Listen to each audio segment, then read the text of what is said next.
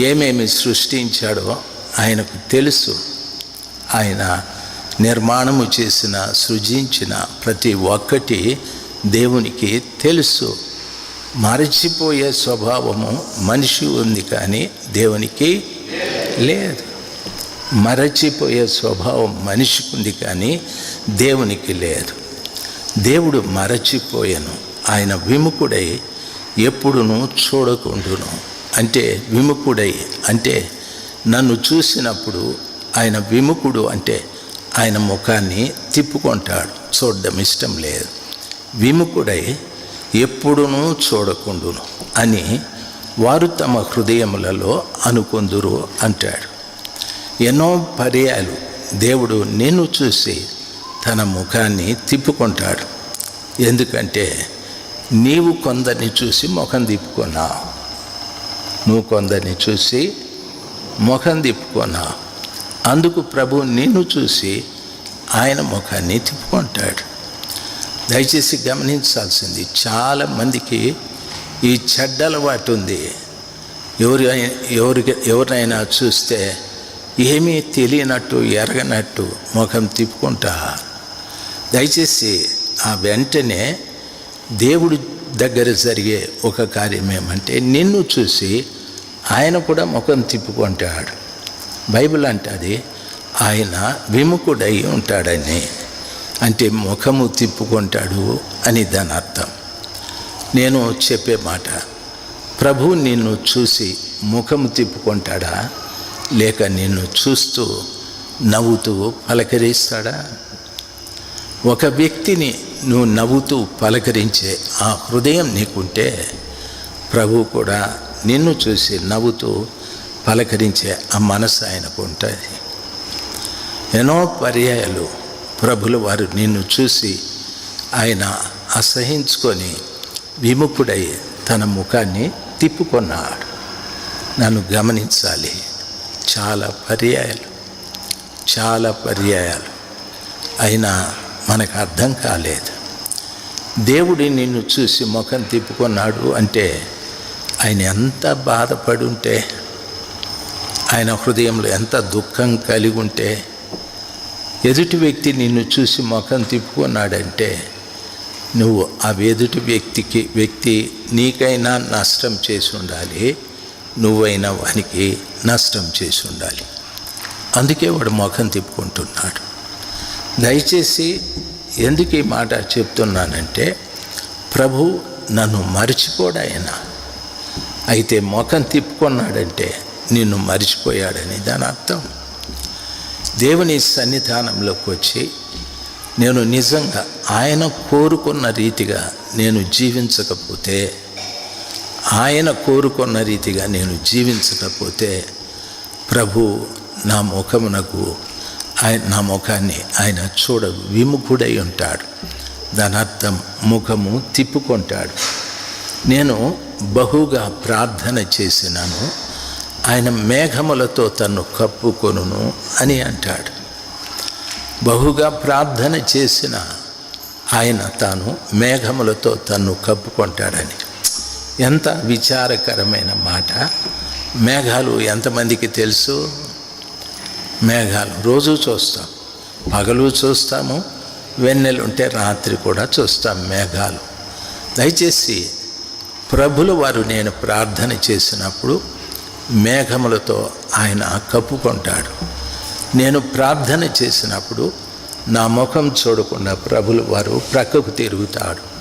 నేను ప్రార్థన చేసినప్పుడు ఆయన చేతులతో తన ముఖాన్ని కప్పుకుంటాడు. యెషయాలో చెప్తాడు ఇవన్నీ కూడాను. దేవుని బిడ్డలు మనం చేసేటటువంటి ప్రార్థన దేవుడు నేరుగా కూర్చొని విని మనకు ప్రత్యుత్తరం ఇవ్వాలని ఆశ. దయచేసి గమనించాల్సింది. అయితే మన ప్రార్థన ప్రభులు వారు వినలేదు, మన ప్రార్థనకు ప్రత్యుత్తరం రాలేదు. ఎంత మనం ప్రార్థన చేసినా జవాబు రాలేదేంది? ఎంత ప్రార్థన చేసినా ఆరోగ్యం కలగలేదెందుకు? ఎంత ప్రార్థన చేసినా మన సమస్యలు తీరలేదెందుకు? ఎంత ప్రార్థన చేసినా మన కుటుంబం కట్టబడలేదెందుకు? దానికి కారణాలు దేవునికి ఇష్టం లేనిది ఏదో మనం చేస్తూ ఉన్నాం. ఆయనకి ఇష్టం లేనిది ఒక కార్యం ఏమిటంటే, నిన్ను ప్రభువు ప్రేమించినట్లు నీవు కూడా అందరినీ ప్రేమించాలి. ఏం చూసి నిన్ను ప్రేమించాడు? అపోస్తలుడైన పౌలు అంటాడు, నాలో ఏ మంచి లేదు అని. పౌలు ఆయనంట, నేను బ్రతికితే క్రీస్తు కొరకే, లేకపోతే చచ్చిపోతే మేలు, అంత వైరాగ్యమైన మాటలు మాట్లాడిన ఆయన ఆ రోమా పత్రిక 7లో అంటాడు, నాలో ఏ మంచి లేదని. అంత గొప్ప భక్తుడే నాలో ఏ మంచి లేదంటే నేనేం చెప్పుకోవాలా? ఒక మంచి లేదని చెప్పుకోవాలి. ఆయన ఏ మంచి లేదన్నాడు, నేనంటాను నాలో ఒక మంచి కూడా లేదు. మీలో కుప్పలు కుప్పలు ఉంటాయి మంచివి, అందుకే ఎదుటోళ్ళని ప్రేమించారు. దయచేసి గమనించవలసిన విషయం, కుప్పలు కుప్పలు ఉంటాయి. తప్పులు ఎన్నువారు తండోపతండాలక, తప్పులు ఎన్నువారు తండోపతండములు, తప్పులు ఎన్నువారు తమ తప్పులు ఎరుగరు విశ్వదాభిరామ. తప్పులు ఎన్నేవారు తండోపతండాలు అంటే గుంపులు గుంపులు ఉన్నారు. మిమ్మల్ని కానీ పక్కకి పిలిచి రాజశేఖర్ ఎట్లాంటి అంటే, ఊరి నాయనో 10 గ్రంథాలు రాసే మాటలు చెప్తారు నా గురించి. మాట్లాడేవాడు నాకు తెలియక మందిరానికి వస్తున్నాయని వచ్చే ఆదివారం రారు వాళ్ళు. దయచేసి గమనించాలి. కొందరికి ఉండే పెద్ద చెడ్డ అలవాటు ఏమంటే, దేవుని సన్నిధానంలో ఎంతో వాక్యం విని వాక్యాన్ని నేర్చుకోవాలి. అయితే చర్చికి వచ్చే వాళ్ళ చెడ్డ విషయాలన్నీ గ్యాదర్ చేసుకొని ఎప్పుడైనా వాళ్ళ గురించి, అయ్యో ఆమె సంగతి నీకు తెలియదు, వీడి సంగతి నీకు తెలియదు, వాళ్ళు వద్దు వీళ్ళు వద్దు అంటారు.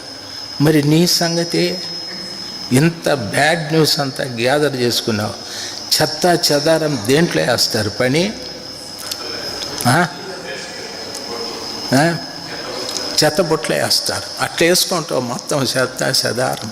చర్చిలో రాజశేఖర్ గురించి తెలుసు, చర్చిలో రవిశేఖర్ గురించి తెలుసు, చర్చిలో భాస్కర్ అన్న గురించి తెలుసు, చర్చిలో స్వరూపన్న గురించి తెలుసు, చర్చిలో పౌలన్న గురించి తెలుసు, చర్చిలో తెలుసు, చర్చిలో తెలుసు, చర్చిలో తెలుసు.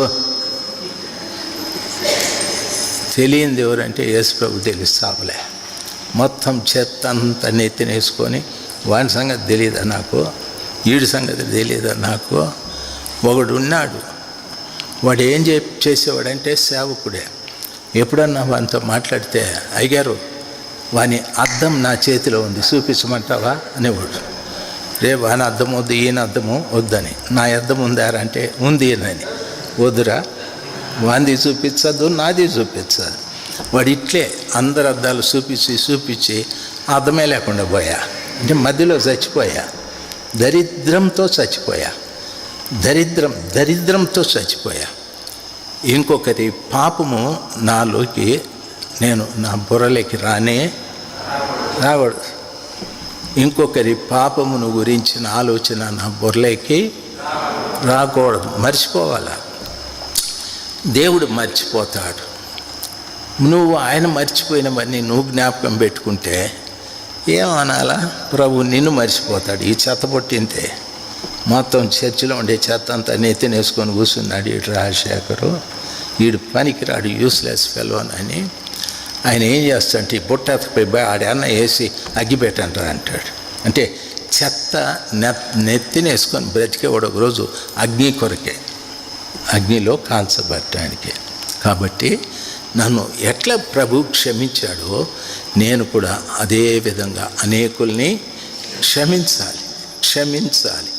క్షమాపణ అనేది దేవుని యొక్క గుణం. ప్రేమ అనేది దేవుని యొక్క గుణం. శ్రేష్టమైన గుణ లక్షణాలు అవి దేవునిలో ఉన్నాయి. ఆయన శిలువ మీద ఉండి భయంకరంగా కొట్టేసినారయ్యా, శరీరం అంతా రక్తమేనయ్యా, ఇబ్బందులుగా ఉన్నది, ఎప్పుడు చచ్చిపోదామో అని ఉంది అనలేదు. తండ్రి వీరేమి చేయిస్తున్నారు వీరెరుగరు గనక వీరిని క్షమించన్నాడు. అదే మాట స్టెఫను కూడా అన్నాడు. ఆత్మ పొందిన ఒక విశ్వాసి క్షమిస్తాడు. ఆత్మ పొందిన ఒక విశ్వాసి ఏం చేస్తాడు? ఆత్మ లేనివాడు క్షమించలేడు, ఆత్మ లేనివాడు ప్రేమించలేడు. అందుకే ప్రభు అంటాడు, ఆత్మ లేనివాడు నావాడు ఎందుకు ప్రభా? వాడు ప్రేమించను లేడు, వాడు క్షమించను లేడు, వాని లోపల సరుకు చాలా ఉంది, ఊరోళ్ళ చెత్త అంతా వాళ్ళలోనే ఉంది అని అంటారు. దయచేసి వాడి గురించి నాకు తెలుసు, ఈడి గురించి నాకు తెలుసు, ఆ అమ్మాయి గురించి తెలుసు, ఈ అబ్బాయి గురించి తెలుసు, మంచిదే, అందరి గురించి తెలుసుకుంటా ఉండవు. ప్రభు గురించి ఎప్పుడు తెలుసుకుంటావు? ప్రభు గురించి తెలుసుకుంటే ఆయన అంటాడు, నేను అందరినీ ప్రేమిస్తాను. ప్రభు గురించి తెలుసుకుంటే ఆయన అంటాడు, నేను అందరినీ క్షమిస్తా. ప్రభుని గురించి ఎవరు తెలుసుకుంటారో వాళ్ళు అందరినీ ప్రేమిస్తారు, అందరినీ క్షమిస్తారు. వారికి దేవుడు విముఖుడై ఉండడు.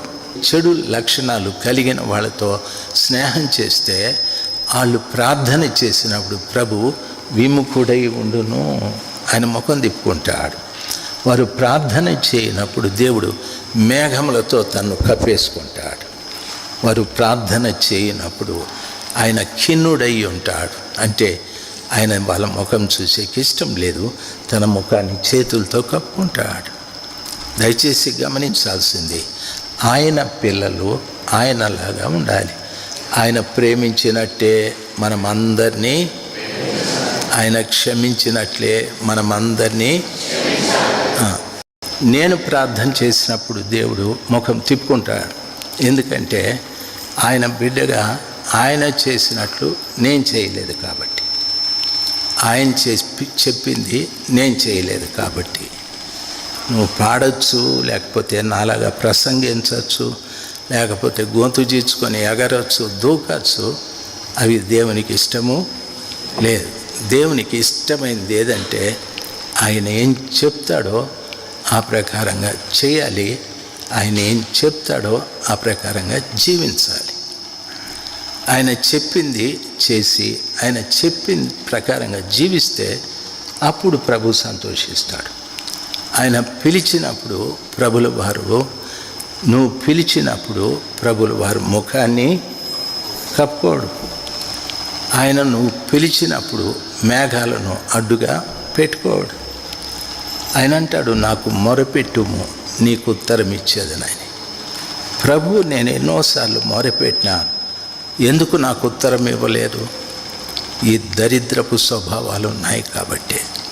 అందరినీ ప్రేమించే ప్రేమ ఇంకా నీకు రాలేదు, అందరినీ క్షమించే క్షమాగుణం ఇంకా రాలేదు. ఎవరైనా క్షమించవచ్చు, దేవుని మందిరంలో క్రమం లేనివారిని అస్సలు క్షమించకూడదు. వాడు క్రమం లేకపోతే అందరూ క్రమం లేకుండా చెడగొట్టేస్తాడు. వాడు ఒకని ద్వారా అందరూ నష్టపోతారు. కాబట్టి వాళ్ళకు బుద్ధి రావాలి.